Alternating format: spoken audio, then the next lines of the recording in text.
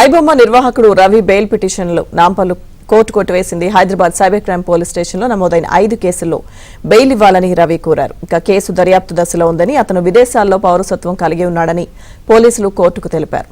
Bail ఇస్తే దేశం దాటిపోయే అవకాశం ఉందన్నారు. దీనిపై విచారణ జరిపి బెయిల్ పిటిషన్లను నాంపల్లి కోర్టు కొట్టివేసింది.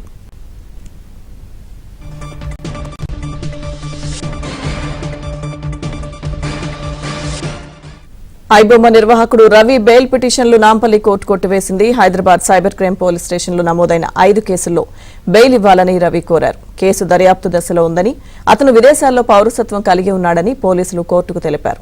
బెయిల్ ఇస్తే దేశం దాటిపోయే అవకాశం ఉందన్నారు. దీనిపై విచారణ జరిపి బెయిల్ పిటిషన్లను నాంపల్లి కోర్టు కొట్టివేసింది. బెయిల్ పిటిషన్లకు సంబంధించిన పూర్తి అప్డేట్స్ మా ప్రతినిధి శశి అందిస్తారు.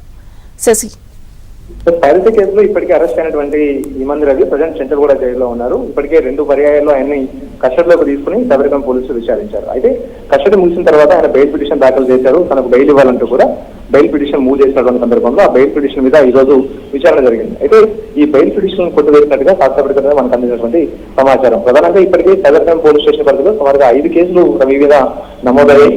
ఈ 5 కేసుల్లో ఇప్పటికే సైబర్ క్రైమ్ పోలీసులు అతన్ని కస్టడీలోకి తీసుకుని పలుమార్లు విచారించి అతని నుంచి కీలకమైనటువంటి సమాచారం రాబట్టాయి. సో ఇప్పటికే కస్టడీ విచారణ కూడా ముగిసింది కాబట్టి మనకు బెయిల్ ఇవ్వాలంటూ కూడా ఆయన అభ్యర్థించారు. సో ఇదే నేపథ్యంలో ఇటు సైబర్ క్రైమ్ పోలీసుల తరఫున న్యాయవాది వాదిస్తూ కేసు ఇప్పటికే దర్యాప్తు దశలో ఉంది కాబట్టి అతనికి బెయిల్ నిరాకరించాలంటూ కూడా విజ్ఞప్తి చేశారు. ఇదే కాకుండా ఇమంది రవికి విదేశాల్లో పౌరసత్వం ఉంది కాబట్టి ఒకవేళ బెయిల్ కనుక ఇస్తే ఆయన విదేశాలకు పారిపోయేటటువంటి అవకాశం ఉంది. తర్వాత ఆయన విదేశాలకు పారిపోతే కేసు విచారణ కూడా ఆగిపోయేటటువంటి అవకాశం ఉంటుంది కాబట్టి సో ఇదే అంశాన్ని దృష్టిలో ఉంచుకుని ఆయన బెయిల్ అభ్యర్థులను నిరాకరించాలంటూ కూడా ఆయన కోరినటువంటి సందర్భం కూడా ఉంది. ఇప్పటికే కరేబియన్ లీవ్లో ఇటు రవి పౌరసత్వాన్ని ఇప్పటికే కలిగి ఉన్నాడు కాబట్టి ఒకవేళ బెయిల్ ఇస్తే మాత్రం ఖచ్చితంగా అటువైపు వెళ్లే అవకాశం ఉంటుంది. మరోవైపు అతను తిరిగి దేశాన్ని రక్షించడం కూడా చాలా కష్టతరంగా మారేటటువంటి అవకాశం ఉంటుంది కాబట్టి ఎన్ని అంశాలను దృష్టిలో ఉంచుకుని ఆయన దాఖలు చేసినటువంటి బెయిల్ పిటిషన్ తిరస్కరించాలంటూ కూడా న్యాయమూర్తిని కోరినటువంటి నేపథ్యంలో ఇక సైబర్ క్రైమ్ పోలీసుల తరఫున న్యాయవాది అంశాలను పరిగణలోకి తీసుకుని బెయిల్ కూడా నిరాకరించినట్టుగా కూడా తెలుస్తుంది. సో మొత్తానికి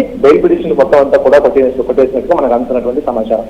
ఇప్పటికే ఈ పైరసీ కేసులో రవి కీలకంగా వ్యవహరించాడు. 2 వెబ్సైట్లను ఏర్పాటు చేసి 2 వెబ్సైట్ల ద్వారా సుమారుగా 5 సంవత్సరాల కాలంలో 2,000కు పైగా సుమారుగా ఈ వెబ్సైట్ 2,000కు పైగా మూవీలను అప్లోడ్ చేసినట్టుగా కూడా ఇప్పటికే సైబర్ క్రైమ్ పోలీసులు గుర్తించారు. ఇతని వల్ల తీవ్రమైనటువంటి నష్టం ఇటు సినీ పరిశ్రమ కూడా ఎదుర్కొన్నటువంటి నేపథ్యంలో అతని నుంచి చాలా కీలకమైనటువంటి సమాచారం రాబట్టారు. ఇంకా ఈ కేసులో ఛార్జ్ షీట్ దాఖలు చేయాల్సినటువంటి అవసరం అయితే ఉంది. ఇదే కాకుండా ఇప్పటికే అతను ఇచ్చినటువంటి స్టేట్మెంట్ కావచ్చు, అతను ఇచ్చినటువంటి వివరాల పరంగా ఈ కేసుకు సంబంధించినటువంటి మరింత లోతైన దర్యాప్తును కూడా సైబర్ క్రైమ్ పోలీసులు చేసినటువంటి నేపథ్యంలో ఒకవేళ ఆయనకి బెయిల్ ఇస్తే మాత్రం ఈ దర్యాప్తుకు ఆటంకం ఏర్పడే అవకాశం ఉంటుంది. మరోవైపు ఆయన దేశాలకు పారిపోయేటువంటి అవకాశం ఉంటుందంటూ కూడా సైబర్ క్రైమ్ తరఫు న్యాయవాదులు వాదించారు. సో సైబర్ క్రైమ్ తరఫు న్యాయవాదుల విజ్ఞాపనను పరిగణలోకి తీసుకున్నటువంటి న్యాయమూర్తి బెయిల్ పిటిషన్ తిరస్కరిస్తూ కొద్దిసేపు క్రితమే ఆదేశాలు ఇచ్చారు. Right, okay Sasi, thank you.